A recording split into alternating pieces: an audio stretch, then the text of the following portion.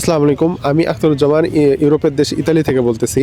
তো আমি আসলে বেশ কিছু জিনিস নিয়ে কাজ করতেছি। তো এর মধ্যে একটা জিনিস আমার কাছে মনে হয়েছে যে এই জিনিসটা নিয়ে কাজ করা উচিত এবং বাংলাদেশি মানুষরা ইউরোপের যে অথেন্টিক প্রোডাক্ট আছে সেটা খোঁজে কিন্তু পায় না। আমি চাইতেছি যে এখান থেকে আপনাদেরকে সরাসরি ইউরোপ থেকে কোনো প্রোডাক্ট যেগুলো ইউরোপের নাগরিকরা ব্যবহার করে এবং ইউরোপিয়ানরা যেগুলো জনপ্রিয় ইউরোপে সেই জিনিসগুলো আপনাদেরকে দেওয়ার চেষ্টা করবো ইনশাল্লাহ। তো আমি এখন যে প্রোডাক্ট নিয়ে কাজ করতেছি সেটা হচ্ছে কি মেয়েদের স্কিন কেয়ার, হেয়ার কেয়ার এবং বডি লোশন থেকে এভরিথিং, এবং বাচ্চাদের যে কসমেটিক্স বা বাচ্চাদের হচ্ছে গিয়ে লোশন বা বডি ওয়াশ বা এই যে জিনিসগুলো আছে এবং বাচ্চাদের যে বেবি ফুডস যেগুলো আছে এক্সট্রা সেগুলো নিয়েও আমি কাজ করতেছি।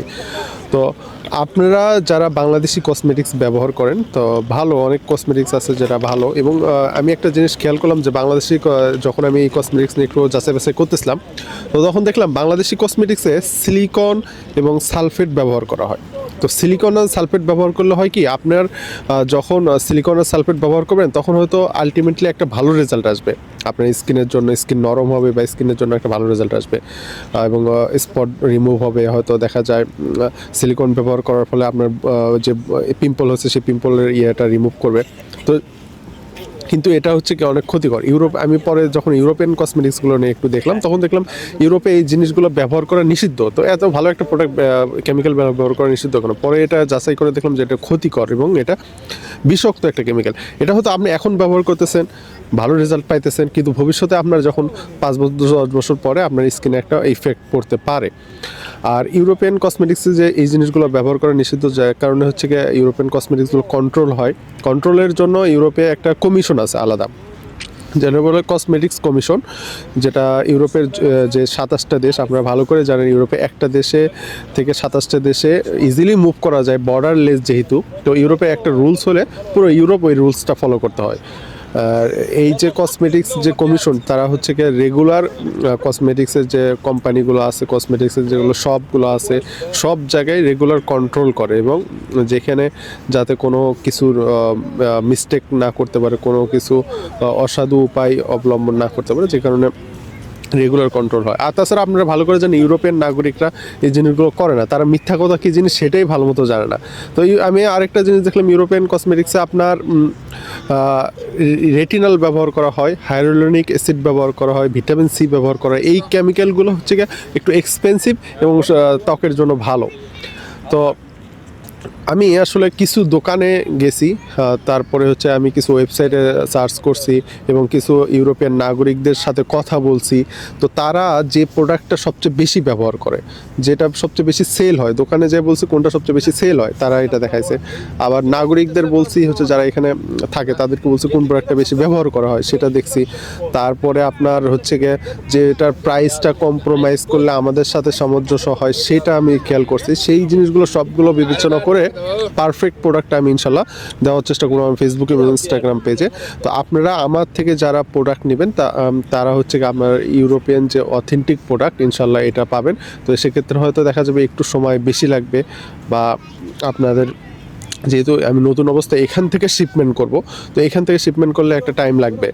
আর পরবর্তীতে হয়তো স্টক করার চিন্তাভাবনা আছে, তো ওটা পরের বিষয়। আরেকটা বিষয় জানতে বলতেছিলাম সেটা হচ্ছে গিয়ে আমি হচ্ছে গিয়ে বাংলাদেশে থাকা অবস্থায় গার্মেন্টসে জব করছিলাম। আমি মার্সেন্টাইজে ছিলাম। তো আমি আসলে ফেব্রিক এক্সপোর্ট করতাম, গার্মেন্টসের আইটেমগুলো এক্সপোর্ট করতাম। তো আমি তখন দেখেছি যে ওরা হচ্ছে গিয়ে একটা যে মনে করেন একটা শরীরে টি শার্ট পরবে, তো সেই টি শার্টে তারা কতগুলো টেস্ট আমাদেরকে পার করতে হয়, তা পার করার পর এটা এক্সপোর্ট করতে হয়। ইউরোপে কোনো একটা জিনিস খুব সহজে মানে এক্সপোর্ট করা যায় না, এর অনেকগুলো টেস্ট এবং অনেকগুলো আইন কানুন ফলো করতে হয়। তো ফেব্রিকের একটা টেস্ট যেমন হচ্ছে অকোটেক্স টেস্ট, আরও লেকরা টেস্ট, আবার অনেক কিছু টেস্ট ছিল। এই টেস্টের আন্ডারে কত কী যে ছিল, আমরা যে এই জিনিসগুলো দেখে যাচ্ছি তারপরে মনে হচ্ছে যে ইউরোপিয়ান যে জিনিসগুলো আছে সেই জিনিসগুলো বেস্ট, এই পৃথিবীর মধ্যে সবচেয়ে বেস্ট। আর আপনারা ভালো করে জানেন ইউরোপে যত লাক্সারিয়াস ব্র্যান্ড আছে সবগুলো বেশিরভাগ ইউরোপিয়ান, যেমন হচ্ছে গোসি, আমি যে দেশে থাকি ইতালি, এই দেশের হচ্ছে গোসি, তারপরে প্রাদা, ফেরারি, এই যে বড় বড় লাক্সারিয়াস ব্র্যান্ড সবগুলো ইউরোপের। আবার সুইজারল্যান্ডের পাশে হচ্ছে আবার সুইজারল্যান্ডের হচ্ছে রোলেক্স, তারপরে ফ্রান্সের কিছু ব্র্যান্ড আছে প্যারিসের, তো নেদারল্যান্ডের কিছু ব্র্যান্ড আছে কসমেটিক্সের। আমি আসলে ইউরোপের যে বড় বড় ব্র্যান্ড আছে, বড় বড় জনপ্রিয় জিনিসগুলো আছে সেগুলো ইনশাল্লাহ দেওয়ার চেষ্টা করবো। এবং আপনারা যেহেতু স্কিন কেয়ার সম্পর্কে ভালোই সচেতন, আমি একটা জিনিস খেয়াল করলাম যে বাংলাদেশে মানুষ দিন দিন স্কিন কেয়ার সম্পর্কে ভালো সচেতন হইতেছে। তো এই সচেতন যেহেতু আপনারা হয়েই গেছেন, তো আপনারা বাংলাদেশি প্রোডাক্ট বা চাইনিজ প্রোডাক্টগুলো কেন ব্যবহার করবেন, যেটা আপনার স্কিনের জন্য ক্ষতি হয় অনেক সময়।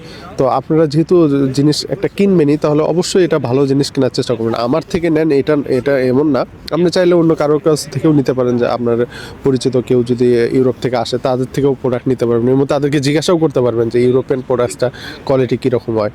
তো এইখানে আসলে আমি মাঝে মধ্যে দেখি পৃথিবীর অনেক দেশ থেকে, চায়না থেকে আসছে, তারপরে সৌদি আরব, কাতার, বিভিন্ন দেশে ইউরোপে তারা আসে, এখানে ঘুরতে আসে, আমার ইতালিতে অনেক ঘুরতে আসে। তো তারা দেখি অনেক কিছু শপিং করে, ব্যাগ বড় বড় বিশাল বড় বড় ব্যাগ ভরে ভরে শপিং করে।